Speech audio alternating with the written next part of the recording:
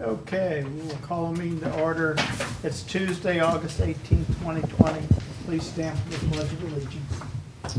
I pledge allegiance to the flag of the United States of America and to the republic for which it stands, one nation, under God, indivisible, with liberty and justice for all. One and no more.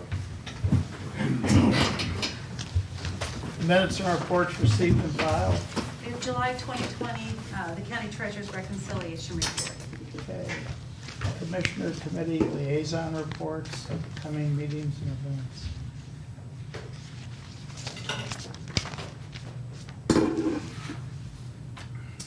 We heard anything about Cole County communities opening back up yet? Or I haven't. I just still got it on my calendar, so. I heard it's September 10th. Oh, heck, Which I'm on the one? wrong month. That is September 10th. September. Oh, I'm on the wrong day anyway, sorry. Okay, back up. I think it's September. We got some invite for a WebEx public hearing for State of Missouri Disaster Recovery Action Plan, DR 4451 tomorrow. yeah, I got that too. And we got another little EDO meeting we're gonna have with the Victory Group and some of the EDO members. Kind of a smaller meeting, kind of get some direction.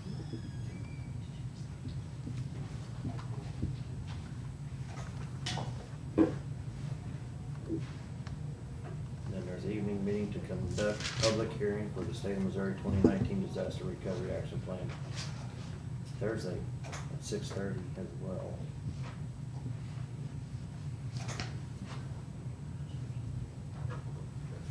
That's about all I got till next week. Seems like I'm missing something though. Got a road and bridge advisory meeting on Thursday at 8 o'clock. Good, okay. Got Cap Region Board meeting tonight, bicentennial meeting tomorrow afternoon. There is Chiefs meeting Thursday night. And Friday, I've got a Patriots Day meeting. That's it. Commission comments, bids and contracts, approval and signing of epidemiology and laboratory capacity cares contract from MODHSS. Good morning. Good morning. DHS was awarded this money through CDC, and they're passing it on to the locals to help with contact investigations and contact tracers. It's only $71,000, but we do have until March of 2022 to spend it. So we'll use it to reimburse for some of the staff that are doing the investigations. Good. Okay, Move that we approve and sign the contract with DHSS. There you go. Second. all in favor? All right. Aye. Okay, award contract Brookview and Gateway Drive stormwater. Actually, I have two projects. Bid is one total project, Brookview Drive and Gateway Drive stormwater improvements and Joseph Drive pipe replacement. And the low bid on this project was Sam Gaines Construction. And the two projects, the Brookview Gateway was $191,320. And the Joseph Drive pipe replacement was $18,880 for a total of $210,200. And I recommend award to Sam Gaines Construction in that amount. Any questions?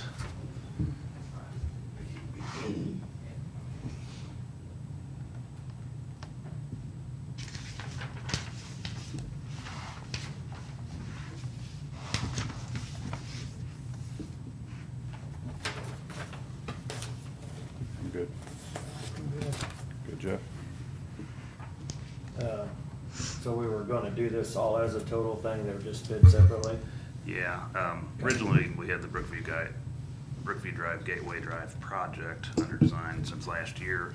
this Joseph Drive came up over the past few months, a pipe failure, we needed to replace it. It made sense to do it combined with that's- the, so it's a that's fine. combined job, yeah. I was just making sure that's the way we were doing it, and that's the way they understood it when it was bid. Yes, The two projects separately, there was, awarded to one contractor, so, yes. okay, very good. Yep. Okay. Move that we award the Brookview Drive, Gateway Drive, Stormwater, and Joseph Drive pipe replacement to Sam Gaines Construction. Second. All in favor? Contract two. Okay. Contract two, did you Yeah, say? no, I move that we sign the contract with Sam Gaines Construction for the Brookview Drive and Gateway Drive stormwater improvements and Joseph Drive pipe replacement. Second. All in favor? Aye. Okay, do we have any unfinished business? Are you on our agenda today, Richard? I think so. Oh, good, okay, otherwise I can just say welcome. Yeah, thank you. Okay, new business, accounts payable review. I'd ask for approval of accounts payable pending review. So moved. Second. All in favor? Aye. Public hearing for setting of the 2020 tax levy. So basically, you're opening it up now for anybody who has anything they want to say about the tax levy, I guess, or we can discuss it however you want to do it first. Anybody that wants to discuss the tax levy? So did you open a public hearing, or did we already do that last week? Did we do? Oh, I guess No. that's what, I thought you were. That's what we gotta do today. Oh, okay, then we'll open. Sorry, public hearing first then. Yes. I'd say I'd close the public Okay. hearing, nothing. And the tax levy itself, then, I don't know if you want to vote on that to close the hearing. Move that we close. No motions. Okay, what was the motion? I guess. There was no motion. So you can open up the public hearing for any comment or anybody wants to address the. And then typically Sam closes a public hearing saying no comment. Okay, Hearing none, I will close the public hearing. Sorry. Sorry. Okay, I did get the final totals on the after Board of E. I think I sent them to you Friday. Right. As far as, it did not change that much. I'm asking you to set the general fund levy at the ceiling, which is .0711 for 2020 tax bills that will go out in November for general fund. Again, it's lower because it's a balancing act between the sales tax revenue and what we think the property tax is going to come in for next year. So it's, that will put it at its ceiling. It will really not generate us any money for 2020 because our sales tax was a little bit higher than we thought it was going to be for the prior year. So, but that's the ceiling and I think we should set it there. So I'd like to vote on just the general fund tax levy and then we'll vote on the public works tax levy. Good. yeah. I move that we set the general fund tax levy at .0711. Second. all in favor? Aye. And then we'll, public works tax levy, it is .2725. It is the exact same, it's been for probably 4 or 5 years, or maybe even longer than that. But that is the ceiling, and it will generate around 80,000 for the public works department. And basically, all of that is new growth. It's not anything else. And that's, again, if everybody pays their taxes on time, which we know that probably won't happen. So I'd ask you to set that tax levy at $27.25. You guys good? Yeah. Move that we set the public works tax levy at .2725. Second. All in favor? Aye. Thanks. Thank you, guys. Thank you guys. Thank you, Debbie, for putting that together. Yeah, Yeah. You'll get forms when they come from the state auditor's office to sign Okay. too. I do Okay. have the samples, but they're not the official ones till we get it back. And she just sent that to them Friday, so I'll Okay. get that to you. okay. State auditor. sorry. Discussion of WIC budget and position changes. Positions changes. So historically, WIC has Thank you, ma'am. always been reimbursed by like a per client basis.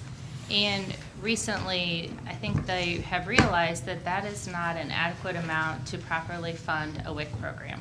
So starting with the contract that begins October 1st, we're receiving about a $55,000 increase in our budget. So right now, on that sheet that she gave you, there's an open position. We've been splitting that position, and we've been paying for half of it out of WIC and half of it out of our general fund, and that's been at the front desk. Well, with our increase in calls at the front desk and then increase in workload for WIC because of eWIC and because they were doing so much remotely, we really need to fund that position full-time and have it as a WIC certifier in WIC. So that's sort of splitting that position back out and putting a whole position back in WIC, but we would like to keep a position at the front desk staff too. That's about, it makes a little over 28,000. So we'll have to make up the 14,000 plus the benefits for the front desk for the rest of this year, and of course carrying that position forward to next year. But I can't emphasize enough how much we need that position at the front desk. And then with WIC receiving their extra money, they have the funding for that position in WIC, and they really do need the full-time WIC certifier in WIC. And then the other two things with this extra funding would be to bring two of the positions up to where they need to be. I think we talked about these for the budget this year, but the funding wasn't there, and now it is. So I'm requesting that those positions be upgraded for NILGIS and LAUX, and for that open position to be funded full-time out of WIC. Does that make sense?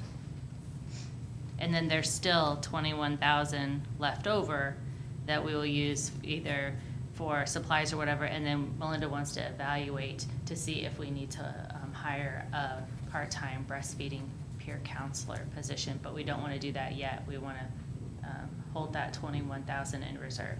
And like I said, this starts October 1st. So the new money comes in October 1st? So the changes would, of course, would not take effect until then. So then how much did you say we were having to Supplement. subsidize it with? Well, Ashton. 7,000 or 8,000? It'll just be October, November, and December. I don't know if we calculated that, but of course, moving forward next year, it'll be the whole position of our front desk staff. So the salary for that open position would be, we're adding.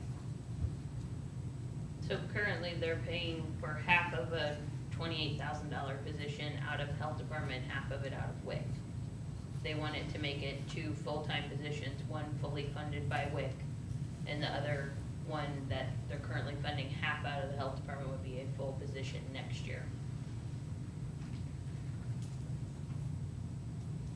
Actually, starting in October. Right.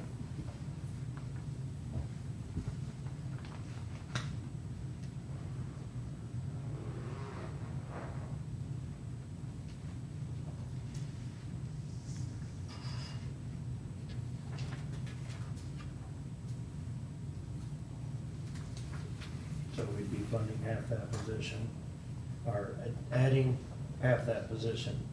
To the general, right? Okay. Because the rest of the full-time position in WIC will be covered by the additional WIC monies.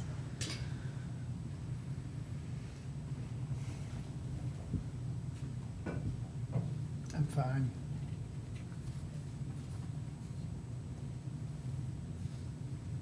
I can come talk to you more about it later on too, and clarify some of it, Okay. so. Not, no worry, yes, right now. If you got two yeses, we can move on with it. I was just kind of looking at, because if we're adding half a position, that's over and above what we're getting back from the WIC, the increase in it. So I'll chat with you about that. And a lot of that's due to the CARES or the COVID stuff or what, so. A lot of the duties at the front desk. It's just the front desk. I mean, it has been busier lately. We have been getting a lot more calls. Yeah, I but was gonna say, yeah. a lot more questions and Mhm. this and that, so.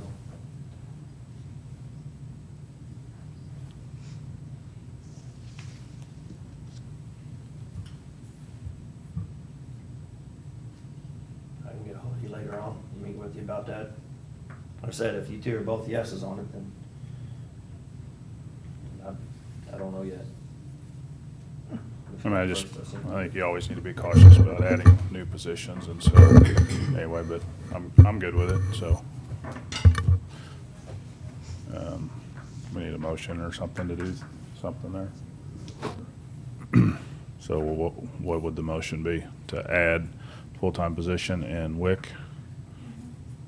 Funded by WIC and then turning the other one into that other half of position will be in general fund. Okay. budget. And then the upgrades to the other two positions. That would also be funded by WIC. Yeah, we Okay. fully funded by WIC. All right, I move that we upgrade 2 positions and fund a full position with WIC and add a part-time position out of general fund. Is that right? I don't think you wanna call it part-time. It's just you're funding Half-time? another Half of the Okay. position. And I'll amend that to mean add a half-time position out of WIC. Correct? Out of general fund. General fund, general. sorry. That's okay. Okay, I will second. All in favor? Aye. I'm just gonna abstain. Yeah, I just didn't that's have fine. information, so Yeah. Thank you. Yeah, yeah. Thank you, Christie. Thanks, Melinda.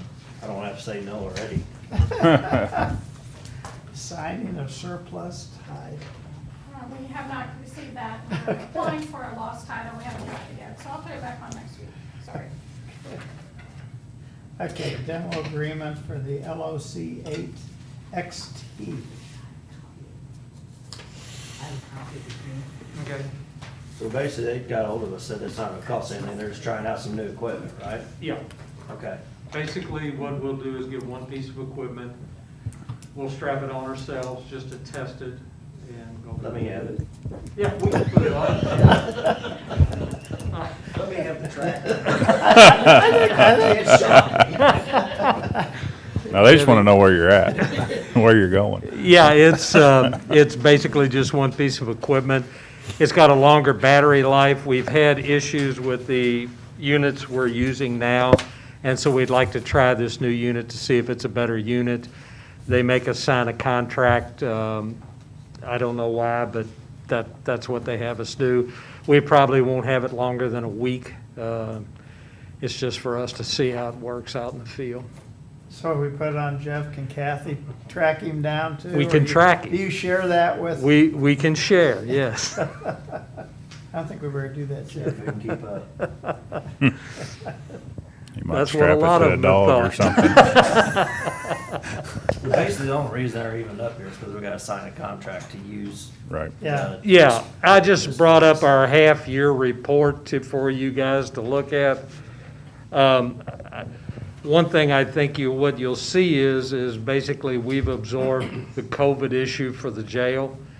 The jail population has actually went down during COVID, and a lot of that is because officers are doing citations and other methods of getting people to court as opposed to bringing them to jail and booking them in. And we've had a 48 person increase per month. We're up to now almost 200 people on the program. So I think we've absorbed a lot of the COVID issues with the courts not being able to get cases finalized. And certainly with all this going on, it's been a major thing for us. But kind of wanted to share that with you. Okay. I move that we approve and sign the agreement with, I don't know who this is, Richard? It's with BI. BI Incorporated. There you go. Second. All in favor? Aye. Thank you, gentlemen. Good Thank you, seeing Richard. again. Good to see you. Well, thank you. I hope I can get back here. I have surgery on the 9th of September to put the hip in, so Good. as soon as I can get that in, hopefully I can get back and be back in the office again. Good deal. Somebody's gotta keep Donnie straight. Well, that's a full-time job.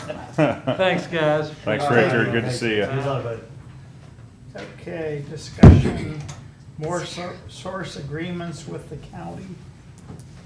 Yes, as you guys know, we did enter into a contract with More Source for HR services and for our manual. due to circumstances with Morsource, I'd like to cancel those two contracts. We do have a draft copy of the personnel manual, and we'll go forward with that. We just received that, I don't know, right before the election. So we will go forward with that, fixing that, and that will become what we have for our manual. But I would like to cancel both of our contracts with Morsource. So We have 30 days. Yeah, give them 30-day notice. Yes. So did we have them on a monthly pay or? Well, basically, we had to give them a little money up front, but we've not paid them since. I think I can, So we're getting a rough draft yes, for what we've paid them. yes. Well, and Debbie, we've talked too about still retaining Sheila. Yes, I'm gonna Well, do that separately. Yeah, that's, Just explain where we're going with all this. Yeah. okay, yeah, I was trying to keep that separate, but they're unable to perform their duties is what it amounts to, so we need to cancel the contract. They don't even have a website now. So. Yeah, Okay, so, yeah, just to clarify that part, they can't complete their duties, so. I'm good. yep. Okay, we'll send them a 30-day notice then. on that one. You need a motion on that, or? Yes. Yeah. I move that we terminate the 2 contracts with Morsource. Second. All in favor? Aye. And I do not have the information on maybe hiring a separate HR consultant person just for on-call. Mhm. I don't have the rates yet, so I'll bring that back up when I do have that. Okay. Okay. Discussion of internal county care act items. Okay. So, I put this on the agenda last week. We really wanted to have a discussion of any items that you all or other departments wanted to bring up. We have talked with BKD, and we are going to implement an internal application program, just so we have all the same kind of documentation. It'll go through the same approval process with you guys. It's just a little bit different application for those internal programs.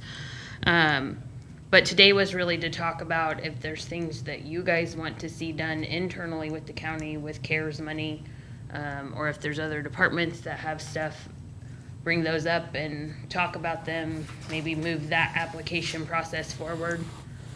I do know that I kind of threw out there a few IT issues that maybe we wanted to discuss and approach because of COVID. That being cameras in the system in here if we have to do meetings remotely. And then also some hotspots and laptops to have in place in case people need to work remotely. So I think Brian is working on that. He has submitted some costs on the hotspots. I don't think we've gotten anything else yet. So how are we handling those requests? Because the sheriff had actually sent us an email too about the power washer and stuff. We're over So here we at the just decided South Fork. yesterday in our meeting with BKD that we have an internal application that we now want those departments to fill out. It will go through BKD for them to look over for compliance. It will come back to the working group, and then it'll come back in here to you all. Okay. So, So that's gonna work pretty quick, yes. because we can't have the sheriff being down 10 people all of a sudden and stuff like that with Sallyport area not being taken care of, right? So cleaning, For cleaning. yes. Is that the one you're talking about? Yeah. I mean, it kinda goes for all the offices though, I mean, they need to go keep disinfected. And Larry loses 3 people, we'd have to put him at the front window, we don't want that. But we do have other departments, like Larry had some speakers that he put in downstairs, wants to get reimbursed for. So we really want to give the other departments the opportunity if they have something. I know Judy's on the agenda a little bit later to talk about an additional one for her. The courts came over and said that they had some expenses last week that they wanted to submit for reimbursement. We just really want to try to get a handle on what projects the county needs to get moving on. Right, and disinfectant is a low hanging fruit, so that's why I was talking about it, so, okay. And then, like I said, if you guys have other projects that you want to see somebody working on or bidding or getting in process, to turn around and reapply for.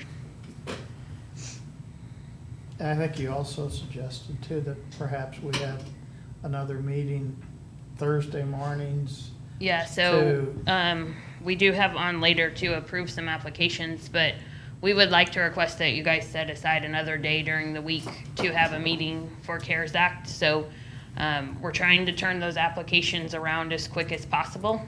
If we have questions on Tuesdays, when we present those to you, we would like to have another day, maybe Thursday mornings. If there are questions that we can get the answers to those questions, bring those applications back on a Thursday, get them approved so we can keep moving forward. We don't want to have to wait a week to come back on the following Tuesday if there's just a small question on an application that we need to reach out to the applicant or to BKD and get an answer for you. We want to be able to keep that moving as quickly as possible. So our suggestion was maybe a 9 o'clock standing meeting on Thursdays for that as well. 7 AM? Is that what you said? That's what I'm thinking, 7.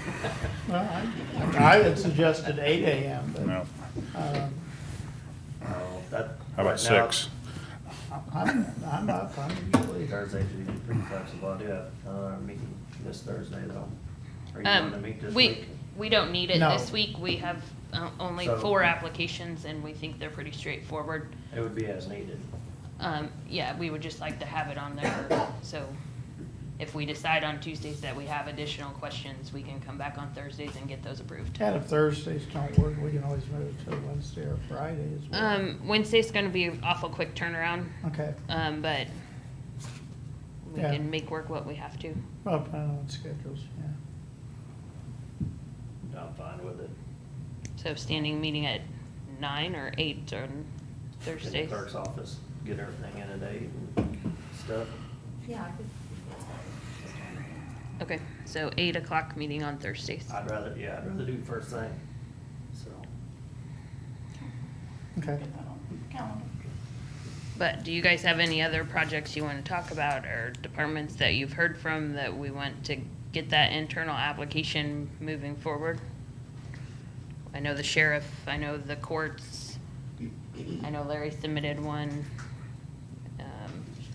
No, Are you I good haven't with heard- Brian moving forward on quotes for Yeah. possibly some webcams and things for in here, and then those laptops and hotspots for remote work? I mean, Getting it's quotes for still, It's not gonna hurt anything. it's still just an application, it's not Right. purchasing, but we want to see what those dollars are and what our internal needs are for that CARES money.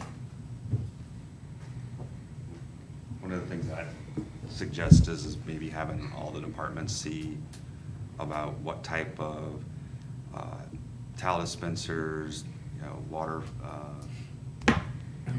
faucets and stuff to see if they have contactless ones. That's a big source of cross-contamination.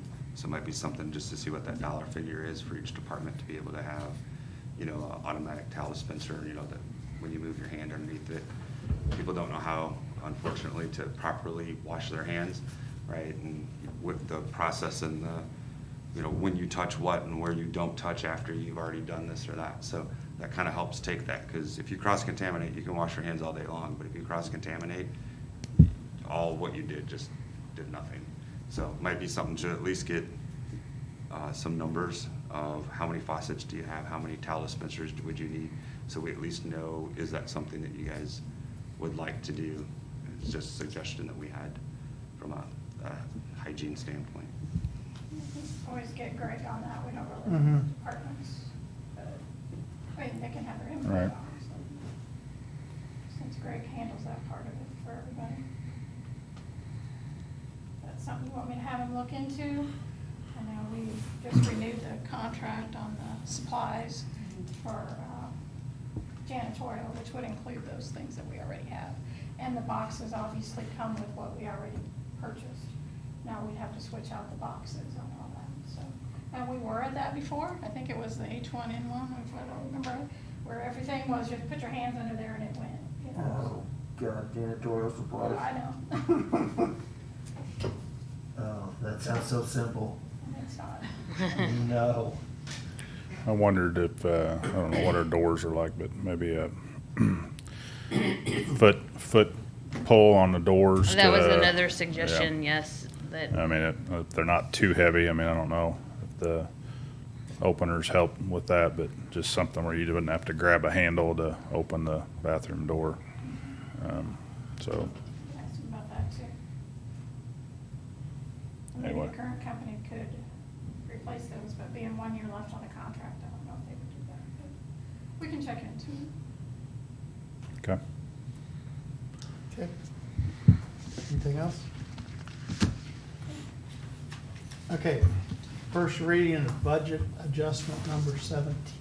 This is for $71,150. This is the health department, and this was about the WIC money that we just talked about. So we'll hold that over for 10 days, and we'll bring it back then for approval.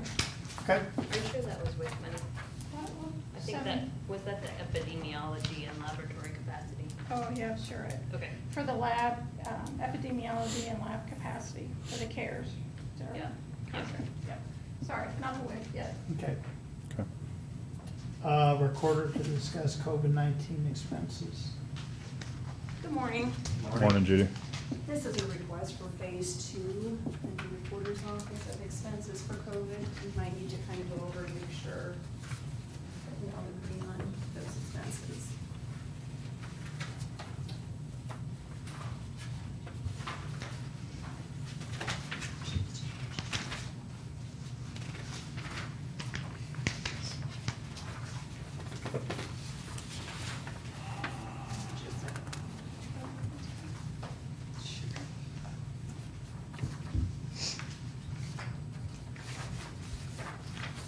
Sorry, I'm short. Debbie, I'll have to- You got it. Here it is, here it is. No, you can have that. Oh, okay. There's 2 separate ones.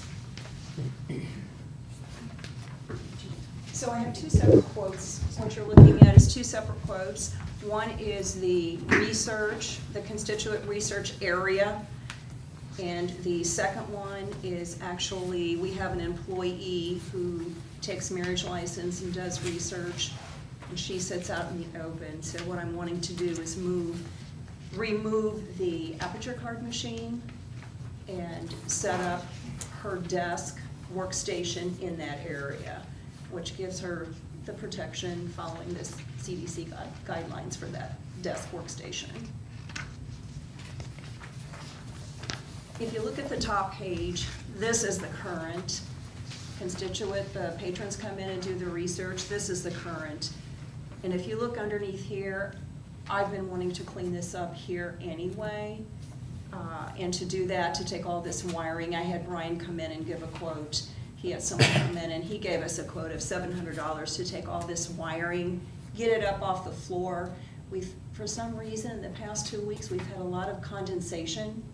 And right now, we're just having some issues with that. But to remove all of this electrical and this cable wiring and run it up this, there's a 2x2 right by the copy machine. It's already in place. It is you can run your wiring up it, whatever that's called.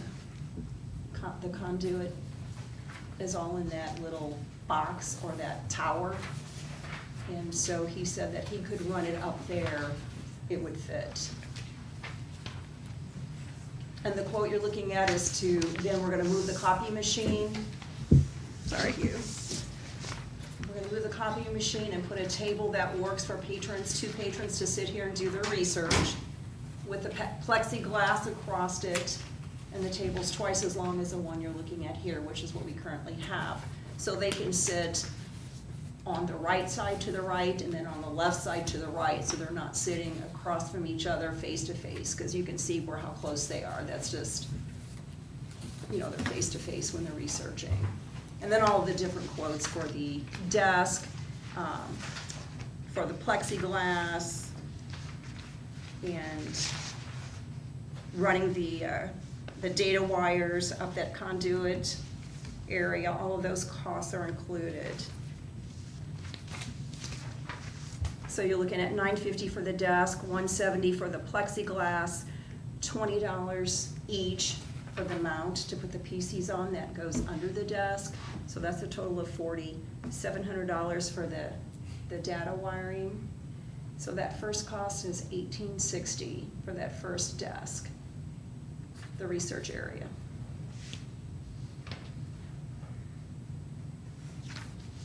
Do you want me to go to the second one? Yeah, you can go through the second one. I guess I just got questions how we're processing these. Do we send these through the PKD and see what they say is eligible first? If you want to use the CARES money, I suggest we do all of our stuff. Yeah, so that was that internal application. Yeah, so that's, Which would go to them, then to the working group, and then back to you all. And to Judy's defense, she didn't know about it, we just No. got it together No, yesterday. that's that was fine. yesterday, yeah. I don't know if we necessarily gave everybody direction on that anyway. No, we didn't. I think out of this first one, maybe the cable wiring would not go under that CARES Act because that needs to be done regardless. I think that's a maintenance issue. Because if you, I mean, you can clearly see this needs to be taken care of regardless. That's what we're letting BKD run through too. Okay, so just- When we- when they Yeah, have I mean, that. Submit all of it? They Yeah. could check off what really should be, you know. Okay. So how many times a day do people come in and do research? Well, we're not open, I mean, we are scheduling appointments, so we're open as far as anybody can come in, but we still have to stagger people, because we still have to follow the guidelines for the CDC, so we have people all day long. Okay. We are constantly busy. Do you It's been a clean busy the- year, Do you clean the mouse and the keyboard after? constantly. Okay, okay. That's why I just look at that and I'm like. No more okay. fingerprints, they're all Okay, gone. okay. I'm just, Constantly, and Stanley is just working overtime. He is in there constantly, he's in the hall constantly. He's been really, really good about keeping everything cleaned. yeah, Yeah, we smell bleach several times a day. yeah, okay. Did you want me to talk about the second quote that you're looking at? Sure. No. Okay. Okay, the second quote, currently we have a workstation back also in the research area, but it's all the way over to the right. So it's not, it follows the CDC guidelines. It's more than 6 feet. It's way over by the window. And we have a desk sitting there. We do marriage license research questions, research phone calls, and she's out in the open. So it's kind of stressful of what to do there. But I would like to take out the aperture card machine, get rid of that whole big machine. And if you do that, it's gonna leave such a wide area that we could easily put a workstation there and give her the plexiglass and protection needed. And it needs to be a standard workstation set up anyway for our marriage license couples and our research questions and phone calls. And to do that, I did talk with Samco, and they would set up just with the current equipment that we have, keeping within the same uniform. And that quote to set that up was $28.15.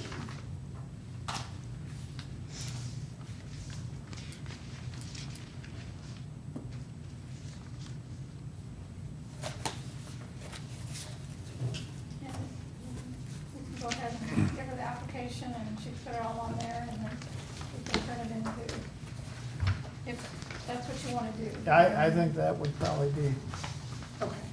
that would probably be best. Here you go, Judy, you don't have to print out any more than you have now. So, we got some of these that have done other stuff for us too. Are those on the state contract? Thank you. As far as the vendors that we're using for that, that Because I would would be, imagine that a lot of our offices are gonna use the same people, so. yeah, we can talk about that too, because we have that in the request from different vendors too. It's kind of hard to bid out all this stuff, because you know, there will be a delay from 30 to 40 days before anything could be. Well, these are emergency, so Okay. if we. And that's a big one In that my we- mind, I mean, I think that we maybe address it that way, Yes. but.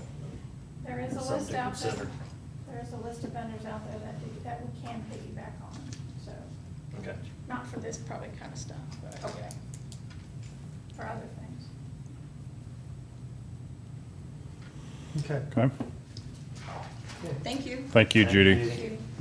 request for design build RFP for EMS building interior office space. Good morning. This is more of kind of a conversation than actual, I guess, request. So I've never done a design build here with the county. So the purpose of it is to, in the budget from last year was approved capital money to look at using, right now our employees are sleeping in rooms together, right? So up to three males or 2 females and 2 males, et cetera. So the idea was for the fact that we're working those shifts, trying to allow them to have, good sleeping, time to sleep, one snoring or whatever those are. Now take that further with COVID, we've had to quarantine 2 individuals because they were sleeping in the same room with someone who ended up popping positive. So that does have that effect. Now we can't supplant because that was already in the budget, but that is something that is another added reason why we'd like to move forward with doing this. So I guess I'm looking for, is that something before I don't want to waste our time, is that something that you guys are still okay moving forward? And if so, then we'll do a design build on it. Our guess is it'd be about $30,000. Just some cursory, having people come in saying, hey, what do you think this will cost us to do that? The idea is again, take current office space that we have and shift that so that we can then create the bedrooms in the back to give everyone an opportunity to have a space to sleep in. So when we talked about it earlier, Matt and I, my question was, do we maybe need to hold off on this for now? But the more we talked about it, the more this would let us distance our guys. And then it's got the actual instance where we've had people that are quarantined because they had come into contact in the same sleeping quarters. But I don't know how fast we can get this done anyway. I guess By the it'll time be, we do the bid, it's gonna be what, 30, 60 days? 60? 30 to run in the paper and then That's if, get the bids in, bid awards and, that's if there's any supplements done, because of this type of project. It would probably be more we know what we questions. want done. I mean, like on paper, we can draw it out. Because I don't know if It's not a full building or anything, it's just, we wanna move this over to here and use this for that. and basically we're taking in that day room, that large day room, and we're just splitting it and putting in a large office there to pull out the current office staff in the rear of the building or in the rear of that section and make rooms there. So then they would all have rooms. And so really we're adding a square room and moving the dispatch from the one section and putting it into an open area. Currently, we just have to cap it off and then run electrical. So it's not a lot of work, but it's work that obviously we can't internally do. So, but it's something that we do think that for a multitude of reasons is important, but we also don't want to waste our time. You guys don't want to do it. Well, we've gone to 48s now, but how many rooms will we have? You'll have 4 rooms, so 1 per crew member, plus the battalion chief's room, so it would be a total of 5. Right now, there's 2 rooms for the crews and the battalion chief to sleep in, so there's 3 rooms total. The battalion chief has his office, which is also his bedroom, his or her bedroom, and the crews, depending on the makeup of the crews. So sometimes if you have 3 females and 1 male, there are 3 females in a room and 1 male in a single room. Or 2 and 2, or the opposite. So at some point, there are multiple people sleeping in the rooms, up to 3 in a room at one given time. And the rooms are like 9 by 9. So we just jam 3 beds in the rooms to make that, try to make that work.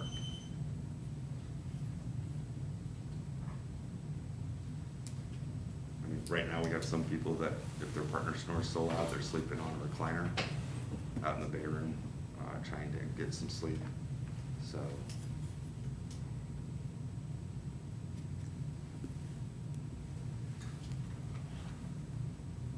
I think you need to look and see how soon they could get to it as well, because with construction right now, everything's just backed up and behind. When we spoke just cursorily, they said that they thought they could start the project within 30 days of approval.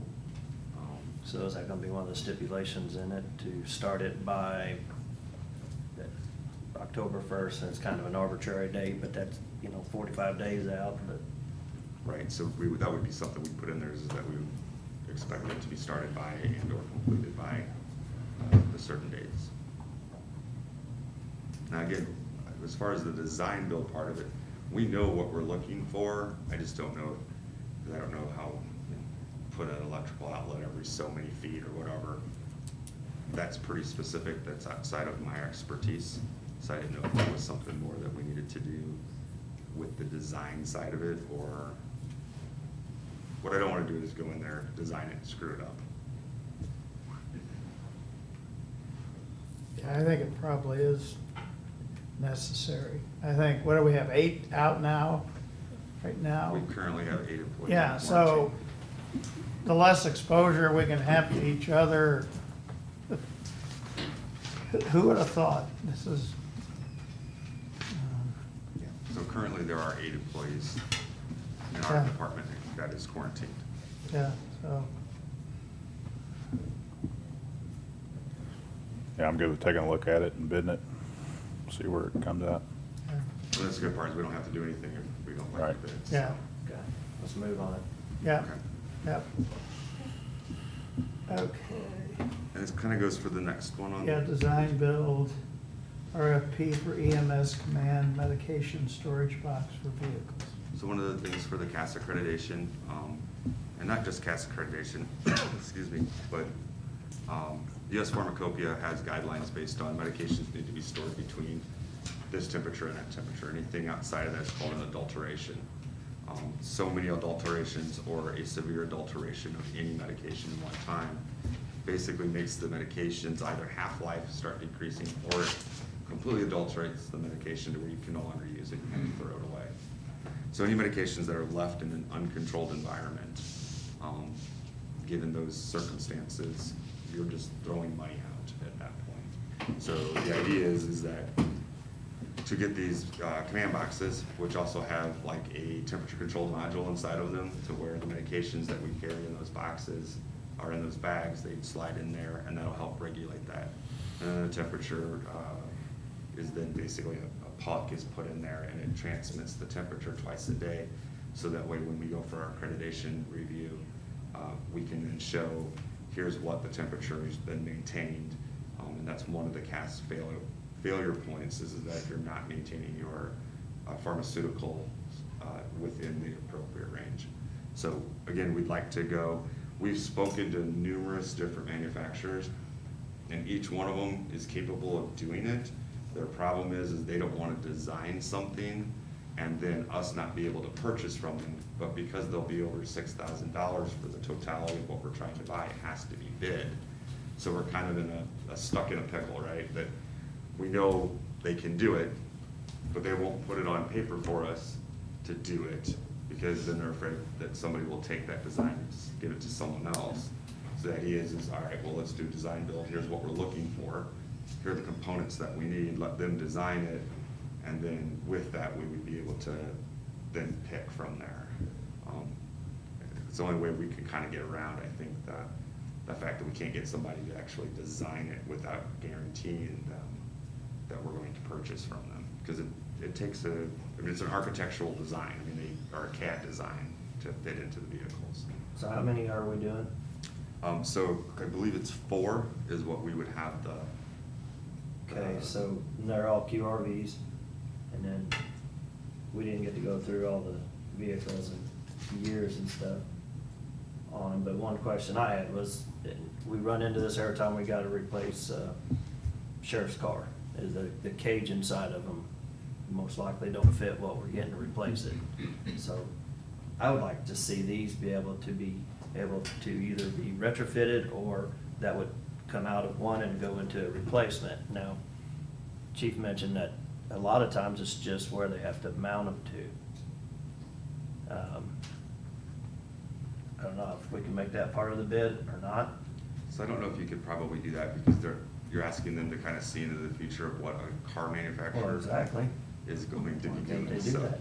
Get the- I think what we can do is try to say, we'd like some clearance right? So instead of it being an inch from the side of the walls inside the vehicle, we wanted 2.5 inches to give some playroom. I think we can probably do that.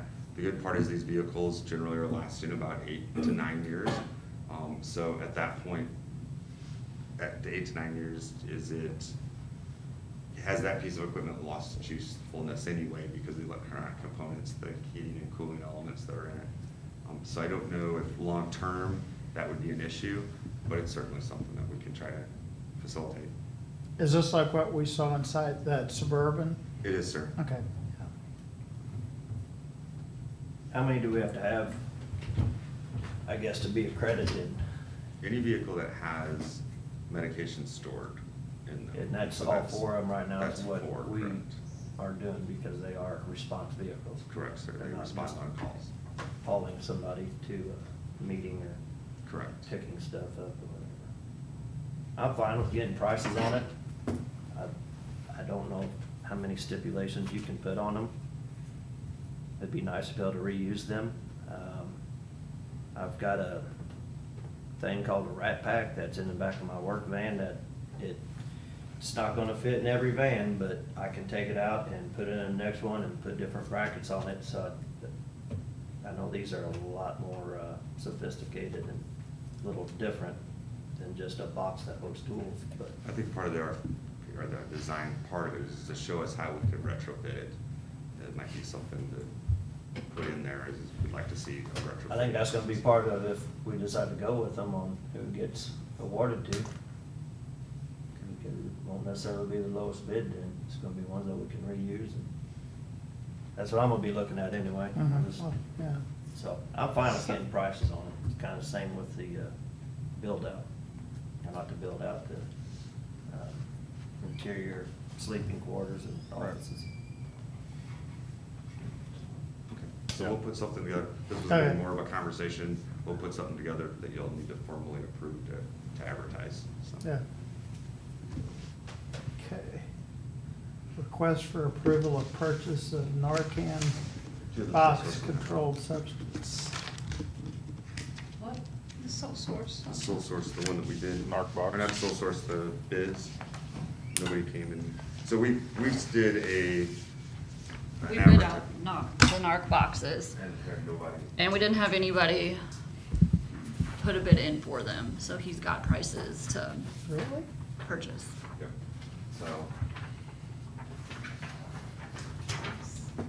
So that went through the formal bid process, was advertised, like, it's supposed to be all that, nobody did that. So if you recall, and part of this was in closed session because we have, IT aspects to this, so I'll try to avoid those specific, parts of it. Our current system, the vendor that we currently use, while was a successful company, is now down to 2 people. And when speaking in the last 30 days with their individual, they felt that they wouldn't make it through the end of the year. They have 1 salesperson for the whole nation now and 1 tech person, and he's working part-time. So the unfortunate part is every time we add an individual into the system is now starting to fail. This tech support isn't there. It's not, the system isn't going to last much longer. This is how we control and meet the DEA requirements for our narcotic controls. So we have to have them under, lock and key.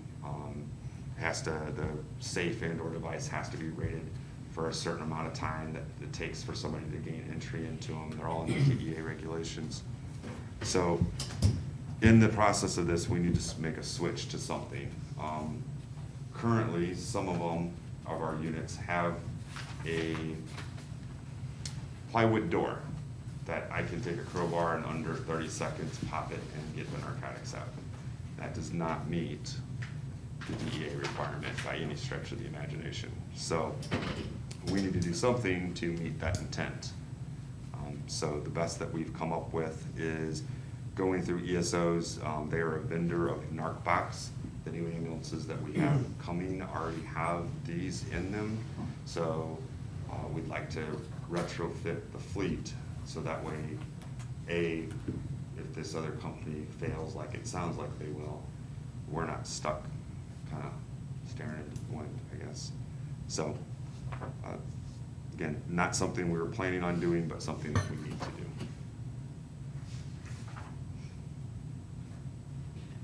What are we currently paying the one we have? So their actual devices are more expensive, but we don't pay, you just buy the device and the software comes with it. Kind of the same thing with this, so we wouldn't have an ongoing cost when it comes to the boxes themselves, just a subscription for the move, like, I'm trying to figure out how to word it. So we have 76.25 recurring on this one. What did we have on the ones before? Nothing? It came with the. It came with it, that's correct. That's why we went with them originally, was because there was no on reoccurring cost. But like I said, they're failing, So is this software, it'll show who accessed that NARC box? Yes, sir. So- So through an RFID tag, it tells us who entered. They have to enter their biometrics, so their fingerprint. It'll have a card that is issued to the device itself. The reason why we don't issue it individually is so there's a physical control, a biometric control, and then a logic control. And so the physical control is the actual RFID tag. They are switched when a crew member comes on, the parent comes on and takes it. They have to physically have that device. So there's only one of them, right, unless the other one's locked up in the main safe for us, should it get lost. So you have to have that. Then you have to be able to enter your logic, which is your personal key code, and then your fingerprint. That way somebody can't say, hey, here's my code, go get it. So all three of those then gives us positive proof or positive control of who entered that device. It also will have the ability that will tag with an RFID the narcotic itself. So when they enter the box and they grab a narcotic out, it will trigger what narcotic was pulled. Or if we transfer a narcotic into the box, you touch it to the side of the box, and it will log fentanyl was put into there, or Versed was put into the box. And so it creates a log. Every year by May 2nd, we have to submit to BNDD through the state a list of and a complete account of our narcotic movement.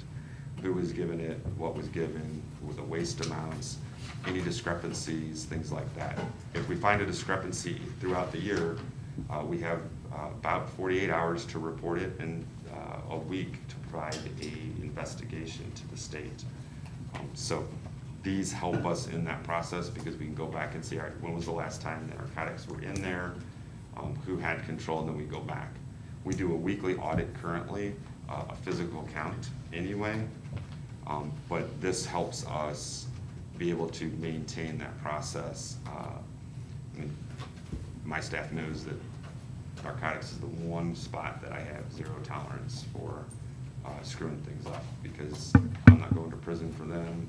I don't expect them to go to prison for their coworker, because we don't need the DEA coming in saying we did something wrong. So our narcotics controls are very tight and stringent, and this goes along with that. So right now, what is the procedure to get into it? Well, so right now, depends on what units you have. So our older units is a key on a plywood door and a little tag that you pop. The other ones are a safe that it would take a lot of time to get into if you were able to at all. And it's done electronically as well, so you have to have an RFID tag and a code to get into those of the newer safes. And then once they're in, they do a count, or they open another tag. So it's double locking keys, basically the way it's worded. So you have to have a double lock into the system and/or tracking system. So they get through into the safe, and then they have a tag, a serialized tag, that then is looked on the log to verify has anyone entered that safe, and is the tag the same. If it's not, they stop, and then they contact one of us, and then we start an investigation as to why are the tags different, is there any medications? And then we start opening the narcotics up, we start looking at different things that we've been trained to look at on determining if there's been a diversion of the narcotic, depending on if They've replaced it with saline, taken the narcotic out and replaced it with saline. That's an FDA issue. If it's taken and not used on a patient, it becomes a DEA issue. So it all depends on what happened, is what federal agency and or state agency comes in to address the issue.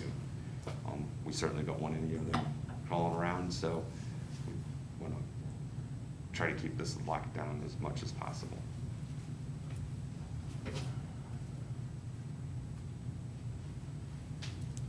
So the ones we have now, you're saying are gonna, eventually they're closing down? That's the indication we've been So- given by the employees at the company, and there's only 2 of them now. So then on these here, we got 19 devices, how long do they last? What's the replacement time on them? So generally, these should last, I mean, until they truly had just an electrical failure. We've called several services that are using them currently, and they like them. They haven't had any concerns with them. They're actually relatively simple device, comparatively. So I don't think that we'll have, and we can replace these, so as we move from truck to truck, as long as the device is still in good working order, we can take it out and put it in the next truck. And basically, it adds where taking a narcotic out, It creates electronic Yeah. tracking mechanisms. I'm good. yeah, if we don't have a company to monitor them, I think we have to do something.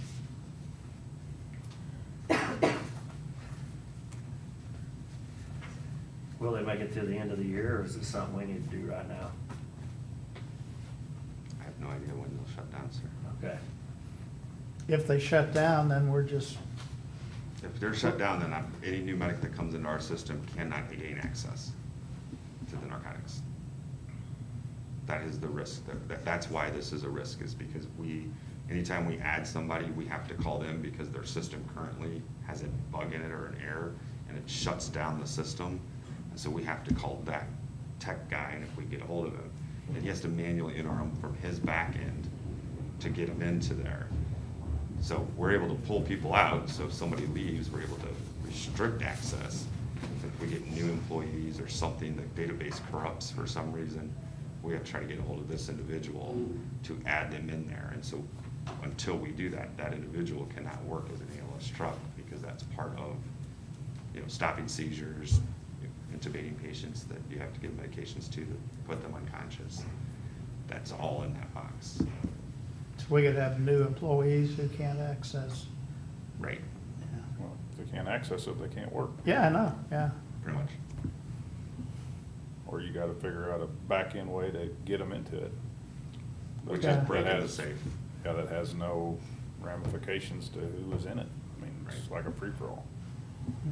I don't like to spend the money, but I'm with Chris. I think we gotta do it.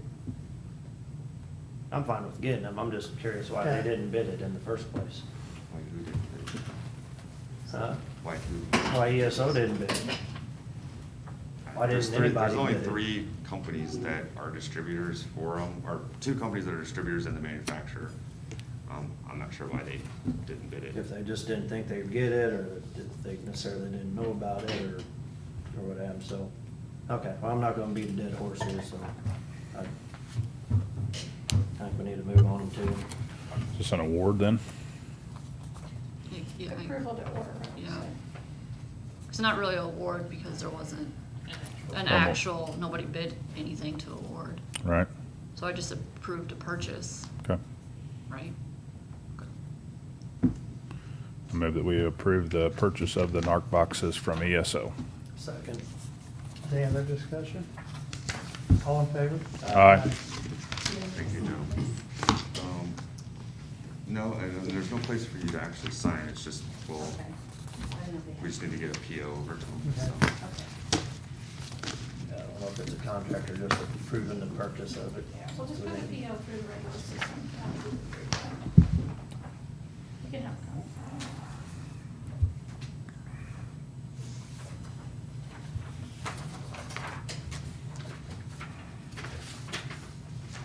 Thank you. So the new cardiac monitors, This is on me. I didn't even think about the bases. So in our trucks, all of our trucks, we have mounting bases that the cardiac monitors slide into.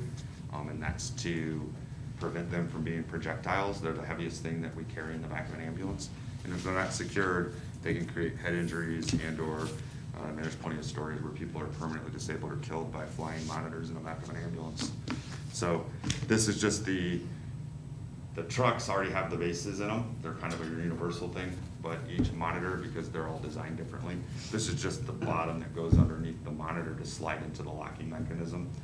It's under a cooperative purchase through SAVIC, and so the total for 17 of those to go on the monitors, it's $420 each, and it's a total of $7,106.40. So what I would do is ask for approval so we get them ordered, and then I'll submit it through the CARES internal process for approval for reimbursement through that process. If you guys are okay with that. I'm good. Yeah, if we talked about this, we're gonna have them. Yeah.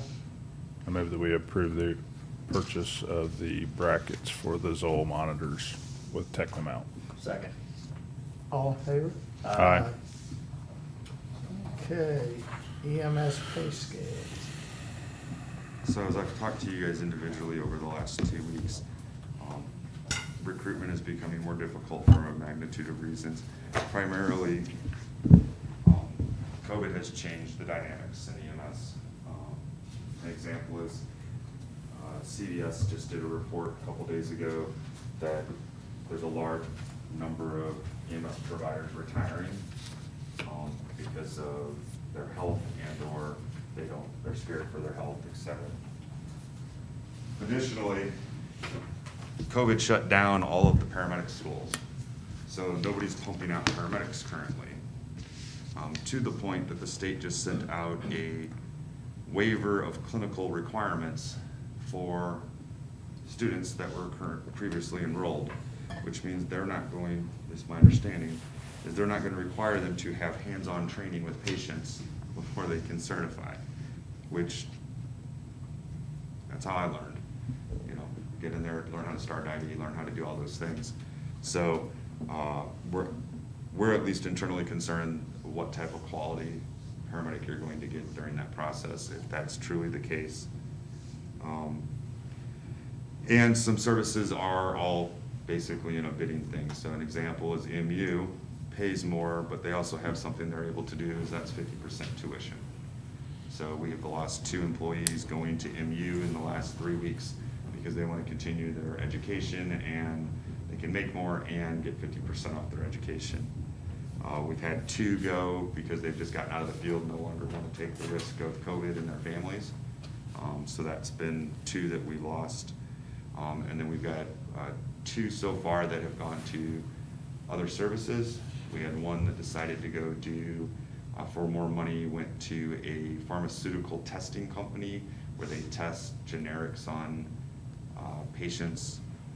We've got 1 nurse that's been offered a job at a ICU in the region, and so she's hasn't given her official notice, but that we anticipate that this week to go do that. She actually applied part-time, wanted to stay full-time, applied part-time down there just to keep her skills up, she said, and they came back with, hey, we've got this full-time job and you'll make more money. And so she's considering, she's a single mom, so she's heavily considering that. And then we've got 1 additional individual that we believe will be departing. Haven't gotten his official notice, but the conversation has been had that he's looking to go somewhere where they're not as busy and make equal money. So all in all, we're in a bit of a pickle, and then throw in 8 individuals in quarantine as well.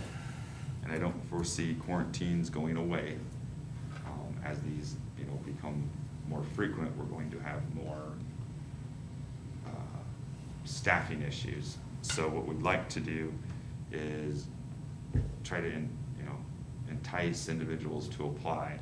So I looked around throughout the state.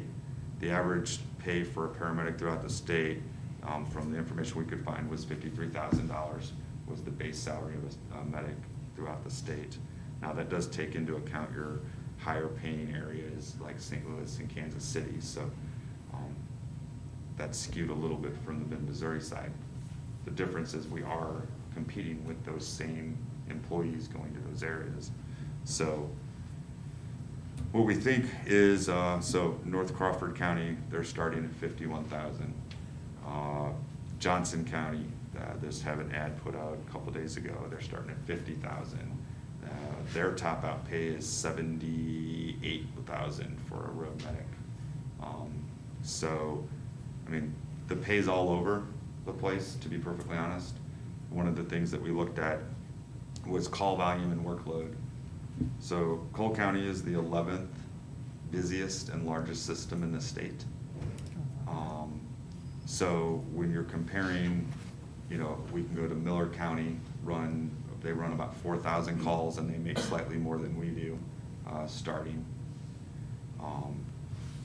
But they're working half as many calls a year. Or we can go to Midmo or Callaway. So Callaway's schedule, they work one 24-hour shift and they're off 3 days. Well, for us to accomplish that, we would have to hire an entire another shift of employees to accomplish that same scheduling type. So we can't really look apples to apples because we all are doing something unique into our communities. But at the end of the day, we work a lot of hours. We run approximately 10,000 calls a year. And at some point, we have to recognize that people can make equal money or more money or slightly less money and not work as hard by going somewhere else. Or we have to pay our individuals knowing that we're asking them to work a lot. I mean, we are a busy EMS system. And so I'd ask for your approval for this. This only changes paramedics and above, to make sure that there's no disparity between that. It does not address EMTs, unfortunately. I mean, I have some great EMTs that, I mean, I wish they were medics because they probably would be awesome medics. But if there are a lot of EMTs that apply. I mean, you know, the saying a dime a dozen. From an application standpoint, that's true. That's not necessarily true from skill and capability, but from application standpoint only, EMTs are easier to find. Medics are very hard to find. There's a nationwide, for the last 5 years, there's been a nationwide shortage where if you look, many states have a task force built through their systems trying to figure out how to get more paramedics into the field and retain them. So this isn't unique to us. I mean, it's an industry-wide system, or systemic problem. We've looked at several different ways to try to do this do we not do transfers over a certain number of miles? Do we not do transfers at all? Is that a way to reduce staffing and things like that? But once you look at the finances, this is the cheapest way to try to address the problem. I can't promise you it'll work, but it's the only thing that I've been able to come up with and my staff have been able to come up with that is financially least impactful to try to accomplish the goal. So I didn't have any other answers for you on this, and I've been trying to figure it out. Sometimes it just takes more money to get them in here, but when we were talking about it, one of the options was to eliminate transfers, but if we eliminate that, we're gonna eliminate quite a bit of revenue that actually helps us keep a financial model that relies on the taxpayer as little as possible. So I don't think that's an answer. Your transfers bring in about $1.3 million. If you took out the replacement cycle of one ambulance every year based on the miles that you run, your gas, and all of those other things that you put together, your net loss, once you took all of those out, would be about $748,000 out of your revenues, which then, if you calculate that out, that's about 2.5 to 3 crews that you would then no longer have the money to pay for unless you found a different funding source. The good part with all this is this year we were able to realize an extra $330,000 through the GEMT program that we applied for and got reimbursed by the feds. So that is a way to help offset this. Additionally, through some trial and error, we were able to come up with a new staffing model for our floats to where they self-schedule instead of having a set schedule, and it's been extremely successful so far. So we'd like to give back one of those positions. So we normally have 3 floats. We would like to eliminate one of those floats positions, which will then also help cover the cost of these wage changes. So we're trying to do this in the most financially responsible way, but yet still meet the goal that I have to have staff to run these calls. So one of the other things we mentioned, or you and I talked about, and it doesn't fix it now, but it's trying to train our own. And that may be something that helps us in the future.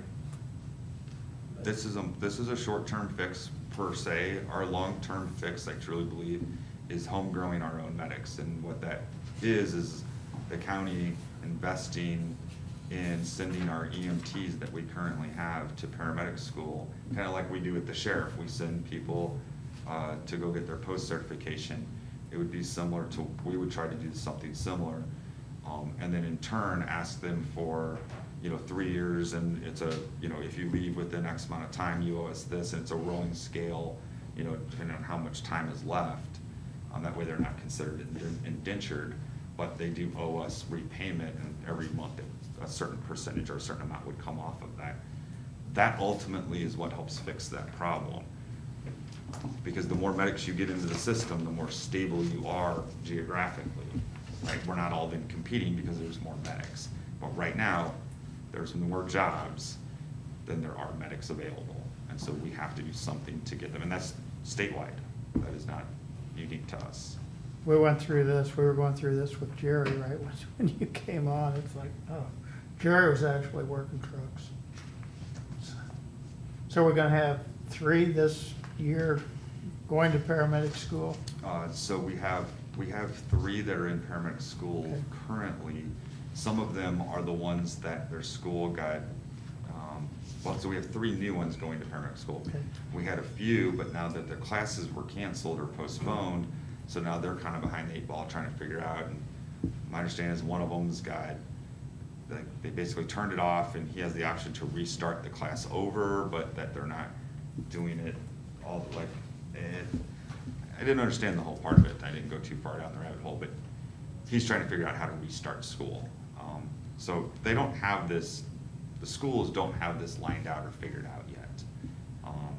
And I don't think it's gonna be a quick fix on that. Not when the state comes out and says, hey, we're gonna waive clinical requirements, because that's where most medics learn, is hands-on in clinicals.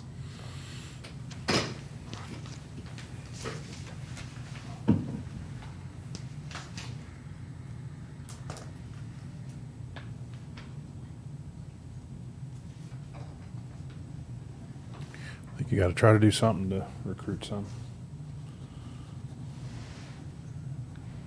Yeah, it's,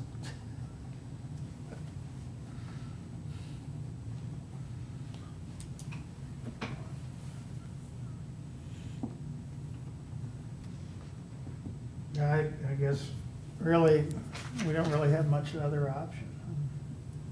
I don't know if that's even gonna do it, is the thing.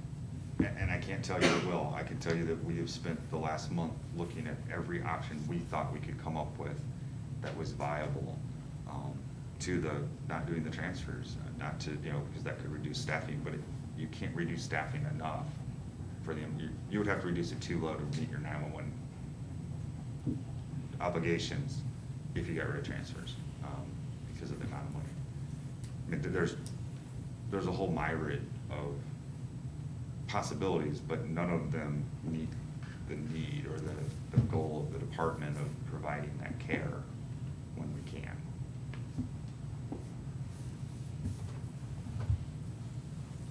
I can't promise you this will work, but it's the only thing we've come up with so far. And we've been working on this for quite a while, trying to figure out how do we fix this. We were lucky for a while, and then The more concerning part from a industry standpoint is the number that are just getting out of the profession.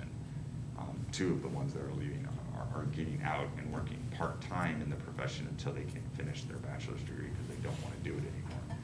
That's more concerning because that generally will tell you a trend of where the profession is headed, at least in the short run, is that, you know, people not joining the profession. Yeah, hopefully we get our 6 or whatever to be able to finish paramedic school, then that helps too. But, you know, it's kind of like LeMay Fire Department where the whole fire department was quarantined. You know, we were lucky really up until the last couple of weeks. It's like, Yes. we got 3 coming, they'll be coming off this weekend. Supposed to have 3 come off this weekend. We're currently in the, getting ready today when I get back to do another contact investigation that might put several more out. So that's, after this is my next order of business. All this good news.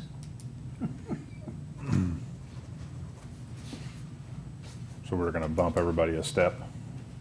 So you wouldn't bump them a step, you would just change whatever step they're at, and then, you know, based on their anniversary, as we've been doing this last year. So if they're at step 1, or if they're at step 1, they would stay at step 1 for the next pay period. Excuse me, and then when their anniversary. So it would just change, it doesn't change what step they're on, it just changes the amount the step is worth.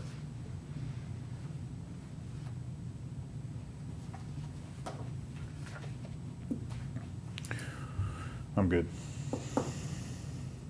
Yeah, I said I was good. I didn't have any other answer Okay. for it, so. No, I All right. don't. Is effective the first day of the next pay period? Yes.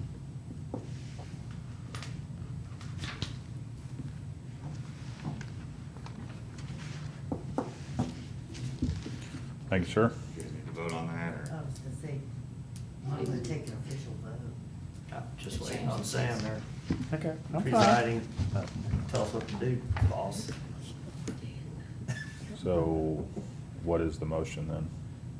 To adopt the Keep it moving. To post pay adjust scale? EMS salaries. Well, post to pay scale. accept Just- the changes to the pay to go, For Ma- paramedics. Okay. effective what date?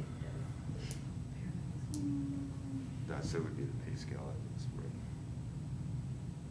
What day? Sorry. 31st, right? 18, so the next pay period starts the 23rd, Okay.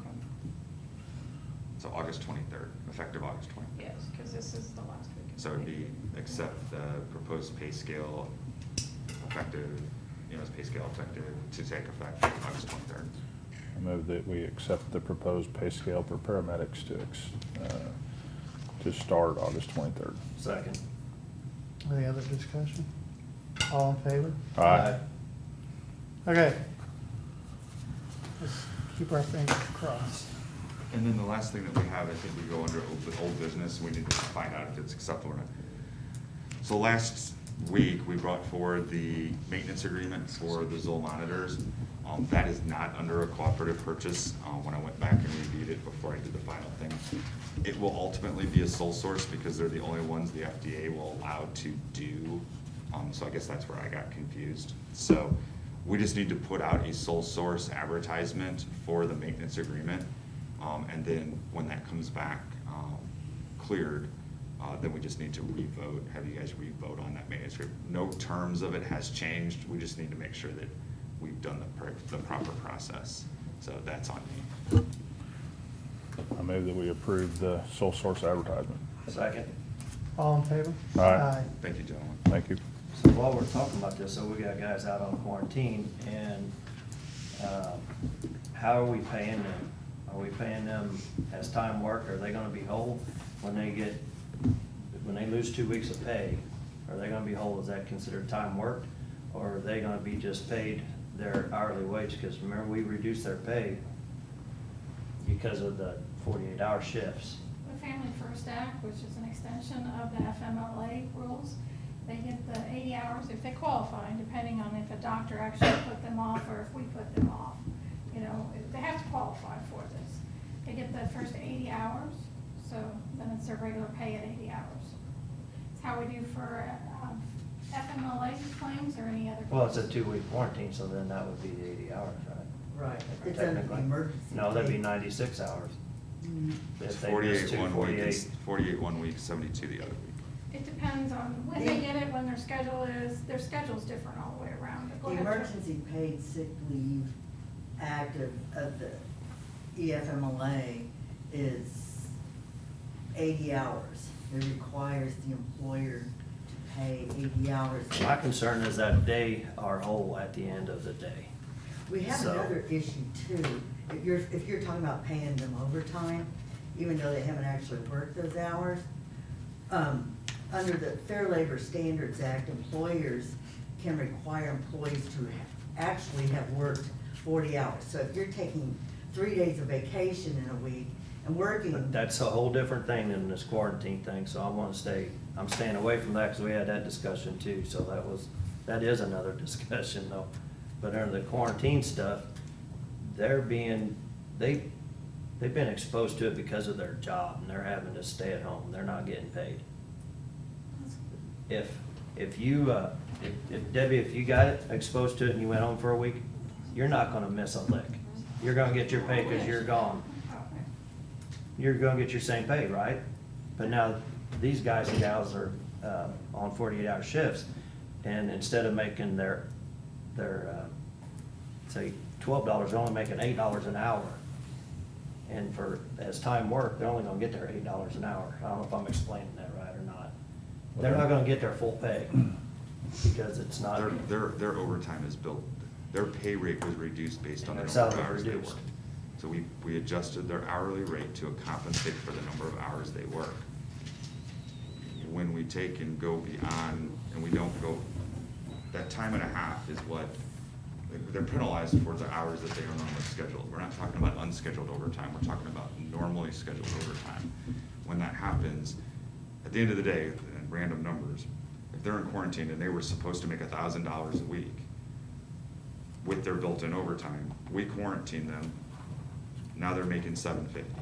So they're losing $250 because they're in quarantine, no fault of their own, doing the performance of their duties. So I just think it's bad practice that we're putting our employees out there on the front lines to help mitigate this. And if they get sick from it or quarantined into it because of the duties, we're now gonna financially punish them. I don't think it's fair, just the bottom line. And we talk about that all the time. If somebody at Public Works is out taking care of something else and gets exposed to it, they're gonna be off for 2 weeks and get their $1,000. They could miss out on overtime depending on what time of the year. No, I'm not even talking about other overtime, that unscheduled overtime. All I'm trying to do is follow the laws for the Family First Act, and that law is 80 hours. So if you want to do up and above that, I'm not guaranteeing that that's part of the Family First Act. Well, the only difference in the emergency paid sick leave is you can recover 80 hours Right. from payroll tax credits. That's right. But that doesn't mean that you can't pay more, it's just not eligible for a payroll tax credit. Anything above the If you- 80. Right, if you choose to do. But this really isn't sick leave. Not the 80 hours. Depends on if you qualify for it. It depends None on. of it's sick leave. None of it's sick leave. This is quarantine leave, this is a whole This- different this- animal. This is paid above our regular sick Right, leave. yes, the 80 hours, yes. Yes. What, 80 hours, I'm confused. It's that Family First Coronavirus Care Act. So when Yeah, they built that, the they. emergency When they built paid that sick in. leave portion of the expanded FMLA requires employers, most government employers and private employers with fewer than 500 employees to provide 80 hours of paid leave for, they have conditions. If you're required to be quarantined, or if you're positive, or if you're the only caretaker of someone who is like a child who's positive or whatever. So, When they built it based on a normal 40-hour work week. Your normal quarantine is 14 days. So that's where they came up with the 80 hours. What they didn't do is take into account, not everybody works 40 hours a week. So this is part of the CARE Act? It was No, a it's piece of it, part of wasn't it? FMLA. It's a And so- expanded FMLA. It's a minimum requirement for government entities, right? 80 hours? Yes. Yeah, I'm just, Minimum requirement. exactly. We need to ask I just, BKD. the only difference would be is if the county would choose to use payroll tax credits to offset the cost of providing this, you could only do it for up to 80 hours. But that doesn't mean you couldn't pay more and not get reimbursed if you so choose to do so. I don't know how we need to do it. I don't think it's fair to anyone to do that to them, to make them take off their 2 weeks and not keep them whole on their salary. Anybody else would be getting their full salary. And you can do that. So we can treat it, we can call it quarantine pay for that matter, and that's different than sick leave and annual leave. And pay it as time worked.